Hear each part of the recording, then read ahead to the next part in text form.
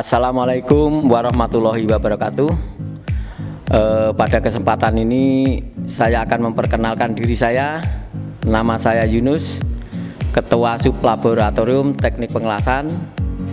Nama teknisi Bapak Jarwo. Ya. Bengkel las ini merupakan bengkel untuk kegiatan praktik las dan juga bisa melayani kegiatan diklat atau pelatihan dari lembaga lain yang membutuhkan maupun dari Karang Taruna ya, untuk meningkatkan keterampilan di bidang pengelasan yang mempunyai keinginan untuk berwirausaha. Baik, sekarang akan saya jelaskan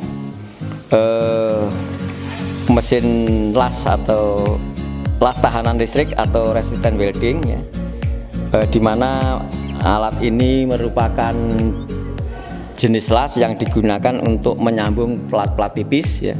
Dan ini merupakan las titik. Jadi ini akan menghasilkan las titik atau sambungan-sambungan dalam bentuk titik-titik pada plat tipis. Ini ada topeng las ya. Nah, topeng las ini untuk melindungi muka dari welder atau tukang las. Oke, ini adalah oven elektroda ya, yang biasa digunakan untuk melakukan rekondisi elektroda. Artinya kalau misalnya elektroda itu sudah dibuka bungkusnya dan penyimpanannya kurang baik dan kondisi lingkungan dalam keadaan lembab ya, sehingga menyebabkan elektroda itu juga lembab. Nah, elektroda yang lembab biasanya kalau digunakan untuk mengelas itu akan menimbulkan sparter atau percikan-percikan las ya, yang menyebabkan hasil lasan menjadi kurang bagus. Nah, berikutnya adalah mesin las SMAW.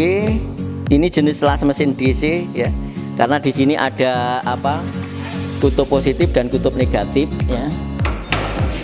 Nah, ini jadi ini ada tanda positif, ini ada negatif, sehingga ini merupakan jenis las SMAW arus searah ya. Saya jelaskan mesin las yang lainnya, yaitu jenis las MIG ya. Untuk mesinnya merek Miller ini ya. Nah, las MIG ini merupakan jenis las yang menggunakan pelindung gas ya. Ini ada tabung CO2 ya. Ini berfungsi sebagai pelindung oksidasi pada saat proses pengelasan. Nah,